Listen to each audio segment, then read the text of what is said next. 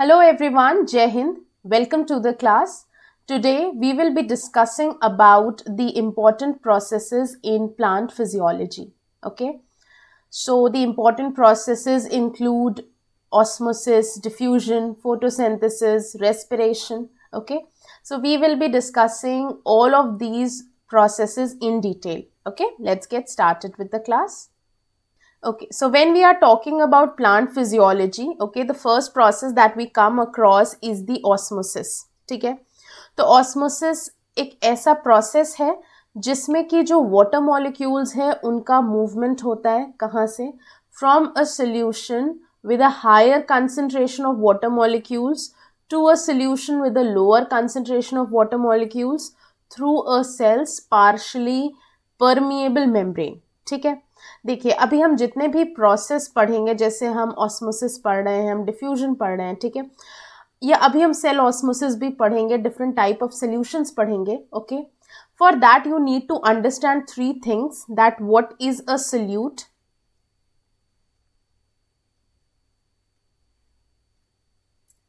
ठीक है, सोल्यूट क्या है, ओके, देन सॉल्वेंट क्या है, ओके, एंड देन सोल्यूशन क्या है, राइट. तो हम पढ़ेंगे solute, solvent and solution. Okay, now sugar and salt, ठीक है, जो भी डिसॉल्व हो जाता है दैट इज द सोल्यूट. ठीक है, जो डिसॉल्व करता है, like sugar get dissolve in water और salt get dissolve in water, तो वाटर एक यूनिवर्सल सॉल्वेंट है. Okay, water is the solvent here. Now what is a solution, जब सोल्यूट और सॉल्वेंट जब solute and solvent they just get mixed, okay, जब वो dissolve हो जाते हैं, so when the solute get dissolve in the solvent it will going to form what, the solution. ठीक है, तो ये एक कॉन्सेप्ट है जो आपको समझना है. अब देखिए ऑस्मोसिस में जैसे यहाँ पे हायर कंसंट्रेशन या लोअर कंसंट्रेशन की बात हुई है, तो आप ऐसा समझिए जैसे सपोज ये एक ग्लास है. Okay, these are the two glasses, दो ग्लासेस हैं, इनमें वाटर है. ठीक है, इसमें पूरा water, equal amount of water है, इसमें 2 टेबल स्पून ऑफ शुगर है, इसमें 4 टेबल स्पून ऑफ शुगर है. ठीक है, तो किसमें शुगर का कंसंट्रेशन ज्यादा हुआ, किसमें शुगर का अमाउंट ज्यादा हुआ, the one with 4 table spoon. ठीक है, तो कंसंट्रेशन का मतलब होता है सोल्यूट का अमाउंट किसमें ज्यादा है. ओके, तो ऑस्मोसिस में वाटर मॉलिक्यूल्स का तो मूवमेंट होता है सोल्यूशन में. ओके, सोल्यूशन में वाटर भी है.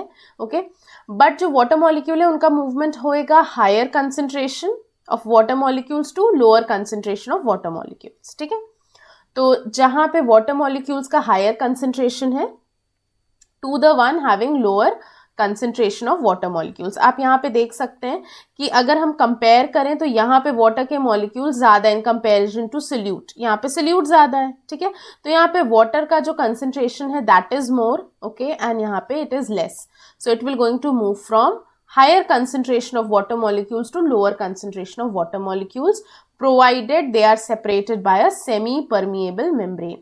तो semi permeable membrane जरूर मेंशन होगा वहां पे. Okay, when we are talking about this process of osmosis. Okay, so yes, movement of solvent, solvent का मतलब water, from low to high solute concentration. ठीक है, तो आप ऐसा भी समझ सकते हैं, देखिए यहाँ पे वाटर का हायर कंसंट्रेशन है, यहाँ वाटर का लोअर कंसंट्रेशन है, या जैसा कि वी हैव डिस्कस्ड अर्लियर, यहाँ पे सोल्यूट का कंसंट्रेशन कम है. ठीक है, यहाँ पे हमने बस 2 टेबल स्पून शुगर ऐड करी. ओके, तो यहाँ पे सोल्यूट का कंसंट्रेशन कम है और यहाँ पे सोल्यूट का कंसंट्रेशन ज्यादा है because we have added 4 tablespoon of sugar. ठीक है, सो लो कंसंट्रेशन से हायर कंसंट्रेशन ये जा रहा है. ठीक है, लो कंसंट्रेशन से हायर कंसंट्रेशन जा रहा है किसके, सोल्यूट के. अगर आप सोल्यूट के रिस्पेक्ट में बात करेंगे तो लो सोल्यूट से हायर सोल्यूट की बात करेंगे. अगर आप वाटर मॉलिक्यूल की बात करेंगे तो उसका ऑपोजिट हो जाएगा, higher water molecule to lower water molecule. ठीक है, provided it is separated by semi permeable membrane. Okay, तो ये हो गया ऑस्मोसिस. दूसरे प्रोसेस पे आते हैं जो है डिफ्यूजन. ओके, तो डिफ्यूजन क्या होता है, movement of anything. Okay, it could be atom, ion, molecules, energy. Okay, और जो इसका मूवमेंट होता है ये हायर कंसंट्रेशन से लोअर कंसंट्रेशन होता है. इसका बहुत अच्छा एग्जाम्पल है परफ्यूम. ठीक है, परफ्यूम ऑफ अ फ्लावर या नॉर्मल परफ्यूम जो हम यूज करते हैं, ठीक है।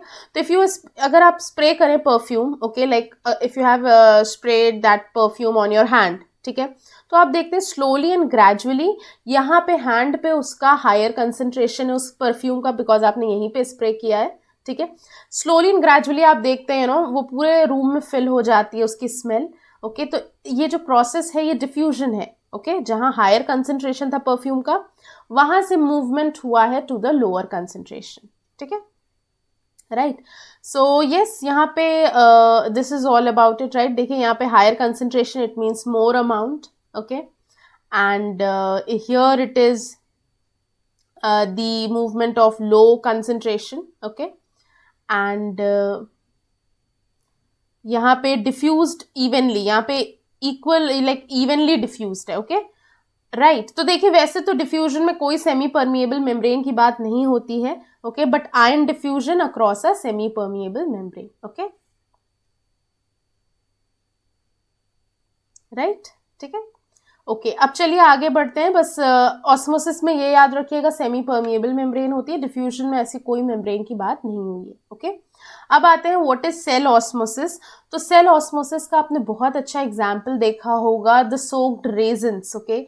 अगर आप रेजन्स को, किशमिश को ओवरनाइट सोक करते हैं, next morning you can see that they are all swelled up, ठीक है, वो टर्जिड हो जाती हैं, स्वेल्ड अप हो जाती हैं। क्यों? क्योंकि उनमें ऑस्मोसिस हुआ है। कौन सा ऑस्मोसिस? And osmosis. इसका मतलब वाटर का मूवमेंट अंदर की तरफ हुआ है, ठीक है, इन द सेल्स हुआ है, राइट। तो यहाँ पे देखिए वैसा ही डिफरेंट सॉल्यूशंस होते हैं। तो जो हाइपोटोनिक सॉल्यूशन होते हैं उसकी वजह से होता है एंड ऑस्मोसिस, ठीक है। तो एंड ऑस्मोसिस में क्या होता है, जो सॉल्यूशन है it has lower solute concentration than the cell, okay, a net movement of water molecules into the cell causes it to swell, okay। तो हाइपोटोनिक में जो सोल्यूशन होता है, राइट, उसमें जो सोल्यूट का कंसंट्रेशन है वो लोअर है comparing to the cell, okay. Let me just make you understand this better.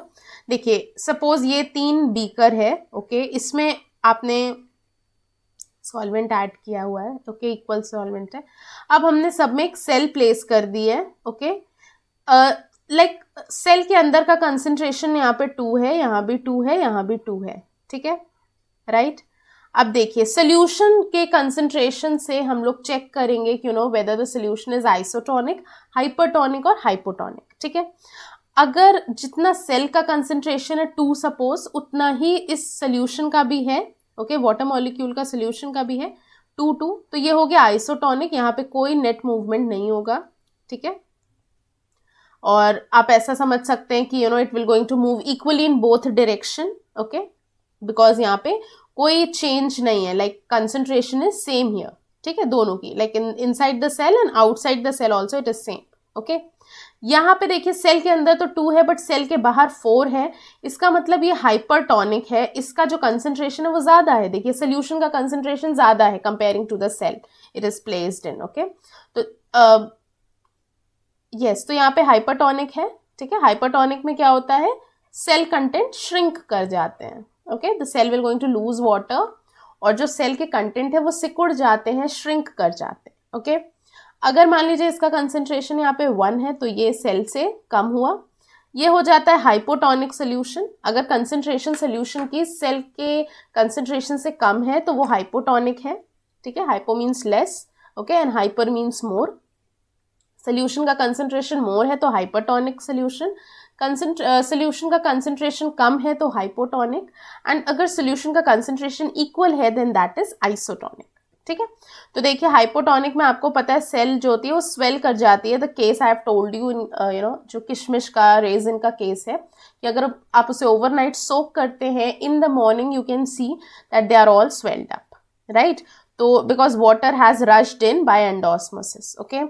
Hypertonic में क्या होता है, वाटर बाहर की तरफ जाता है एक्सऑस्मोसिस की वजह से, ठीक है। टर्म्स सिंपल है, x means external outside, okay, and means inside, तो आप ऐसे भी याद कर सकते हैं। आइसोटोनिक में क्या होता है, concentration of solute is the same inside and outside the cell.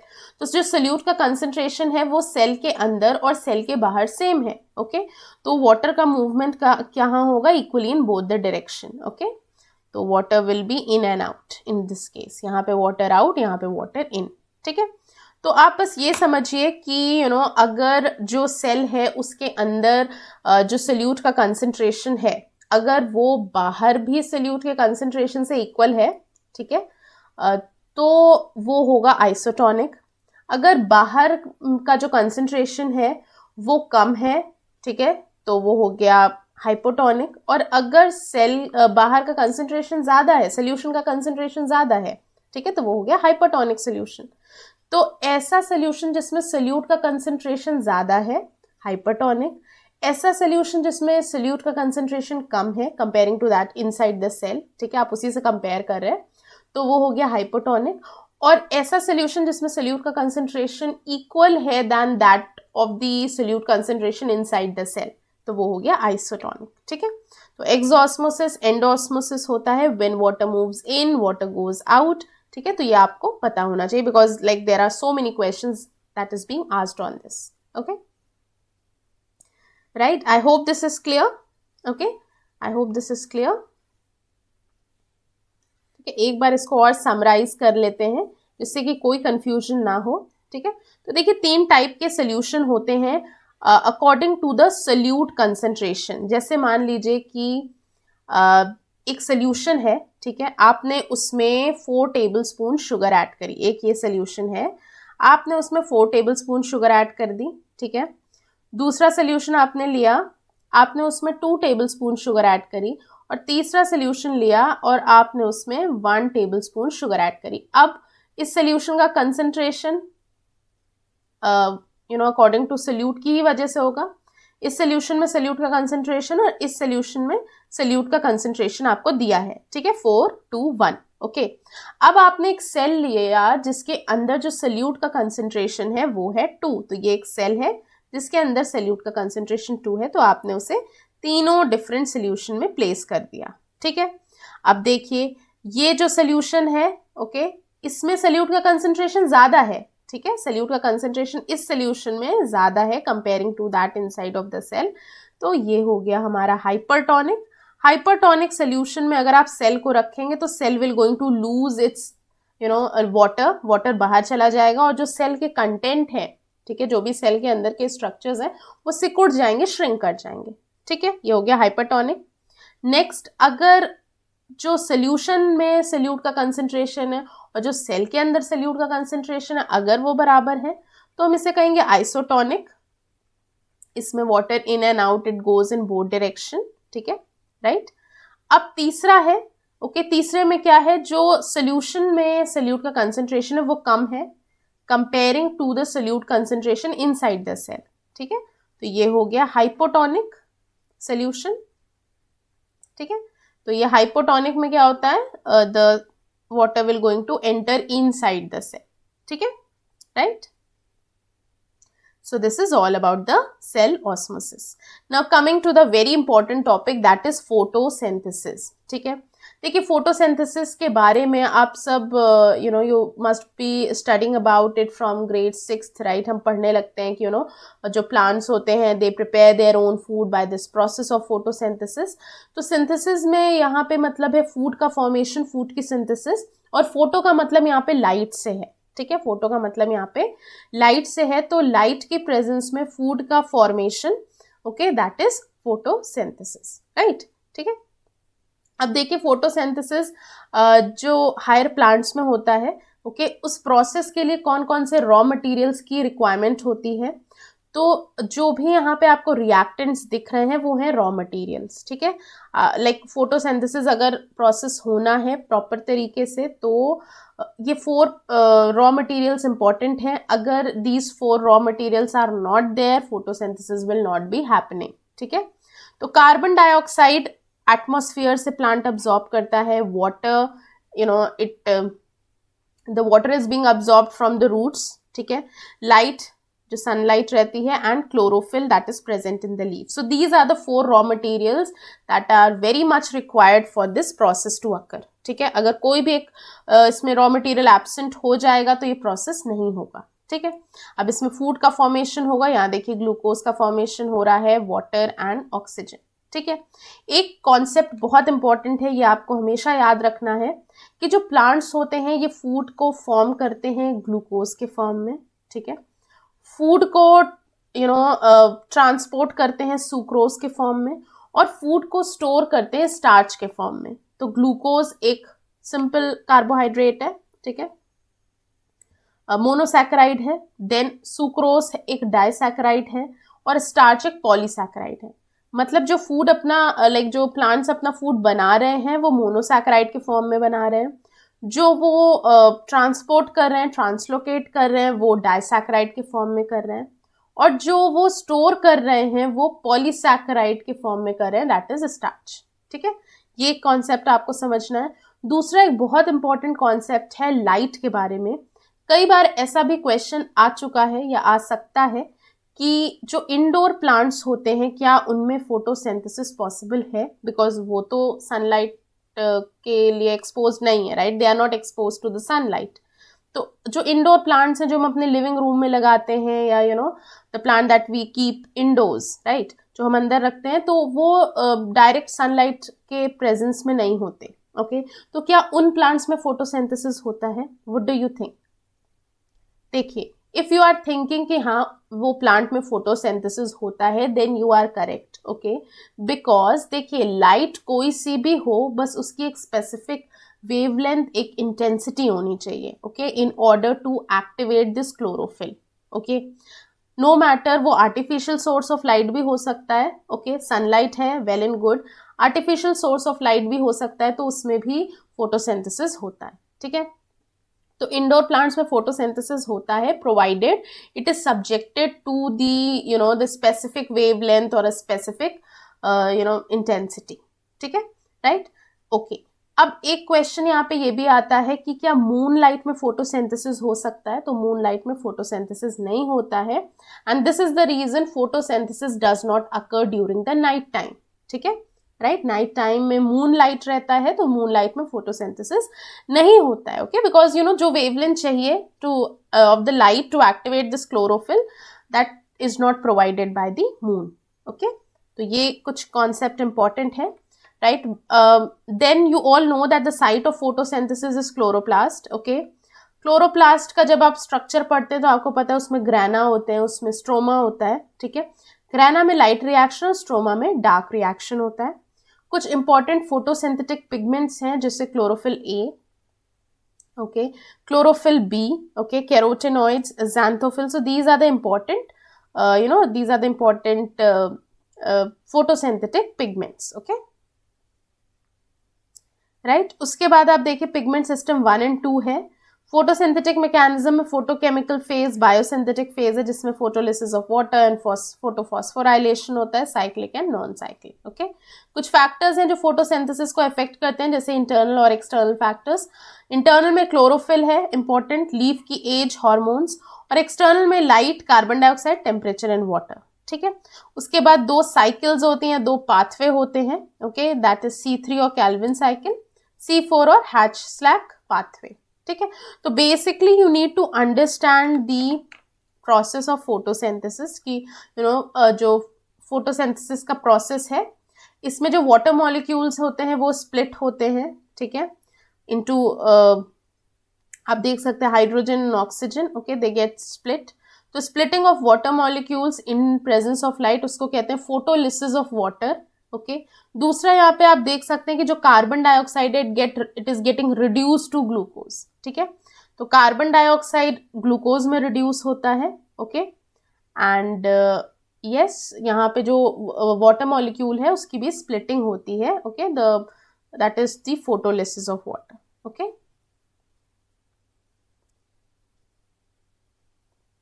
Right. तो this is all about the photosynthesis, right. चलिए अब आगे बढ़ते हैं और समझते हैं what is the other important physiological process. तो दूसरा प्रोसेस ट्रांसपिरेशन है। ट्रांसपिरेशन का मतलब होता है वाटर का लॉस वेपर के फॉर्म में from the aerial part of the plant, जैसे कि रूट है, जैसे कि लीफ है, सॉरी नॉट द रूट, जैसे कि स्टेम है, जैसे कि लीफ है, okay. Root is the underground part, तो वहां से ट्रांसपिरेशन नहीं होता, okay, please correct this. Okay, transpiration होता है स्टेम से, ट्रांसपिरेशन होता है लीफ से. ओके, तो जो लीफ में स्टोमाटा प्रेजेंट होते हैं, right, through which the exchange of gases आकर, उसी स्टोमाटा से वेपर का भी लॉस होता है.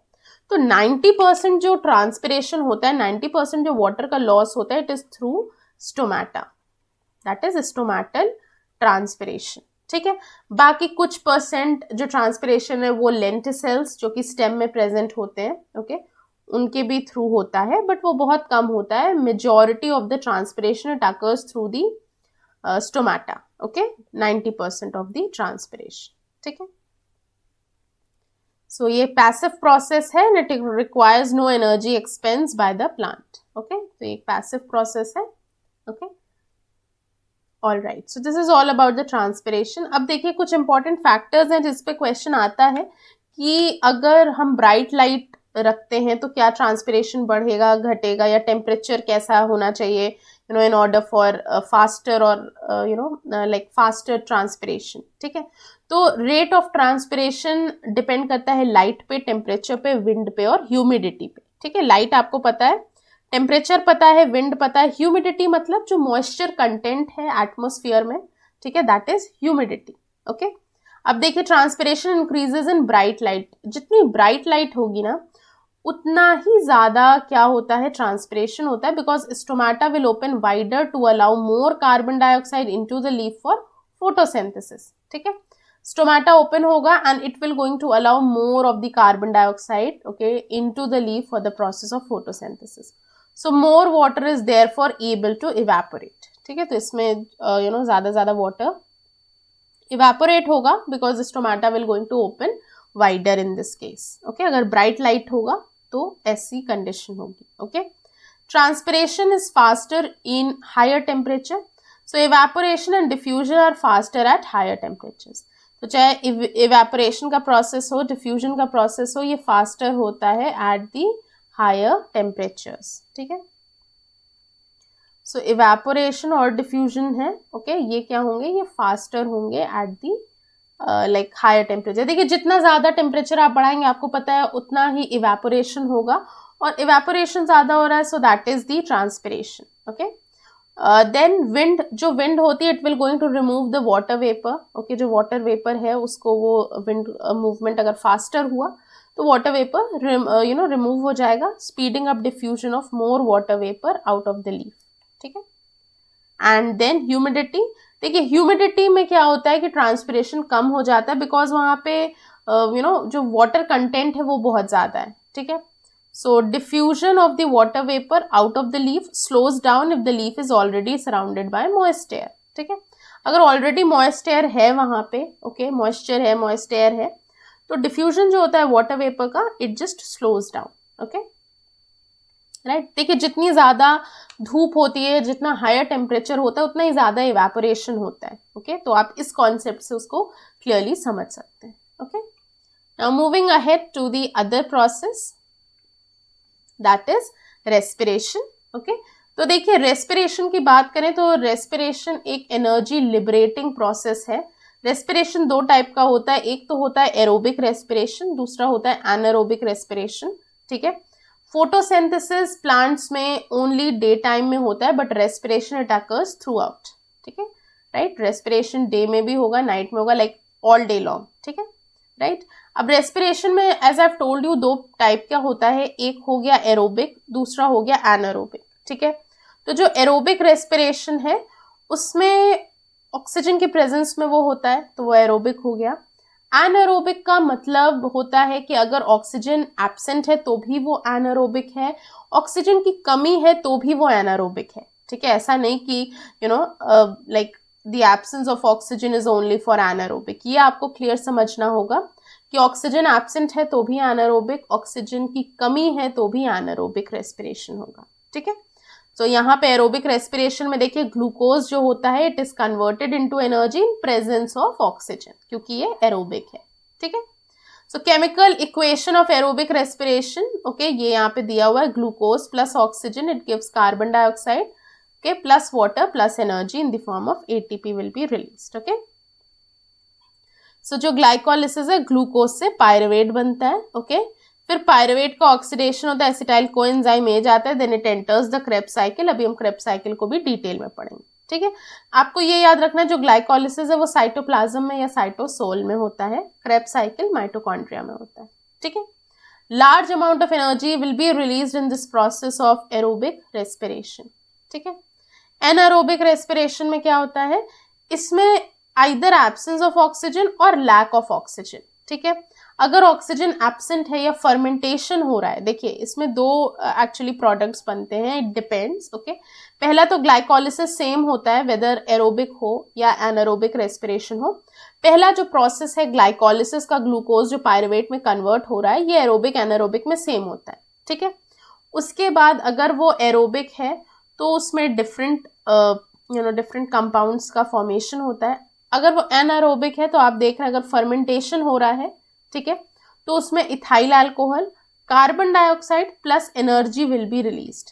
ये एनर्जी कहीं कहीं एटीपी से भी डिनोट करते हैं, ठीक है। सिमिलरली अगर हम लैक्टिक एसिड फर्मेंटेशन की बात करें तो उसमें लैक्टेट बनता है, ओके। एक और क्वेश्चन रहता है इन दी ह्यूमन मसल्स, ठीक है। ये तो हमने प्लांट की बात करी, ठीक है, बट जो एनारोबिक रेस्पिरेशन मसल्स में होता है ह्यूमंस में, that is responsible for the pain और the cramps, right, that we experience. तो वो जो होता है that is because of the like the muscles of our body, ठीक है, that they are not getting enough oxygen. देखिए ये जो जनरली एनारोबिक रेस्पिरेशन जिसमें लैक्टिक एसिड का फॉर्मेशन होता है, ओके, जब क्वेश्चन आपके पास आए कि जो ह्यूमन मसल्स है, ओके, उसमें जो क्रैम्प्स और पेन एक्सपीरियंस करते हैं, फील करते हैं, सो that is because of what, तो आपको बताना है that is because of accumulation of lactic acid, ठीक है। अब ऐसा होता क्यों है, जनरली अगर कोई हम स्ट्रेनस एक्सरसाइज कर रहे हैं और if we are running for long, ठीक है, तो इनिशियली तो हमारे मसल्स को, बॉडी के मसल्स को ऑक्सीजन मिलता है, okay. So as long as it is getting oxygen, well and good, वो aerobically respire करेगा। But when we talk about the अगर क्या होता है कि अगर बहुत लंबे टाइम तक that person is running, okay, so he she is not getting enough oxygen, ठीक है, उन्हें enough oxygen नहीं मिलता है to carry that activity for long, okay। तो muscles start to respire anaerobically, muscles anaerobically respire करते हैं, ओके। तो जब मसल्स एनारोबिकली रेस्पायर करते हैं तो उसमें लैक्टिक एसिड का फॉर्मेशन होता है, and that lactic acid is get accumulated and it is responsible for the cramps and the pain that we feel in the muscles, okay. तो देखिए वाटर और कार्बन डाइऑक्साइड एरोबिक रेस्पिरेशन का end product है, और ethanol और carbon dioxide anaerobic respiration का है, ठीक है। एनारोबिक रेस्पिरेशन में लैक्टिक एसिड का भी फॉर्मेशन होता है, but in case of human muscles, ठीक है, राइट। अब चलिए एक बार ग्लाइकोलिसिस भी समझ लेते हैं, ठीक है। ग्लाइकोलिसिस, इसका जैसा कि नाम है, इसमें ग्लूकोज का ब्रेक डाउन होता है, ओके। लिसिस का मतलब होता है ब्रेकिंग, ओके, या ब्रेक डाउन। तो यहाँ पे जो ग्लूकोज है that is been broken down to produce energy, okay. So it produce 2 molecules of pyruvate, ATP, NADH and water, ठीक है। तो ये क्या प्रोड्यूस करेगा, पायरुवेट का molecule, okay, ATP, NADH and water. So the process takes place in the cytoplasm of a cell and does not require oxygen, okay, so it occurs in both aerobic and anaerobic respiration, ठीक है। तो weather वो aerobic हो या anaerobic हो, glycolysis एक common pathway है जिसमें ग्लूकोज पायरुवेट में कन्वर्ट होता है। तो आप देख सकते हैं ये ग्लूकोज है, glucose six phosphate, fructose six phosphate, fructose one six diphosphate, glyceraldehyde three phosphate, one three diphosphoglycerate, three phosphoglycerate, two phosphoglycerate, phosphoenol pyruvate, okay, and then finally pyruvate. तो आप देख रहे हैं एक ग्लूकोज से 2 पायरुवेट के मॉलिक्यूल्स बन रहे हैं, ठीक है, right. And ATP also, NADH also and water also, ठीक है। तो ये है glycolysis. Now coming to the next is the Krebs cycle, okay. Krebs cycle आपको जैसा कि दिख रहा है, ये एक सीक्वेंस ऑफ रिएक्शन हो रहा है, ओके, जिसमें एसिटिक एसिड या एसिटाइल इक्विवेलेंट, ओके। तो यहाँ पे जो एसिटाइल कोएंजाइम में होता है या दिस, ओके, तो यहाँ पे इसका ऑक्सीडेशन होता है. Okay, for storage in phosphate bond also it is known as citric acid cycle या ट्राई कार्बोक्सिलिक एसिड साइकिल.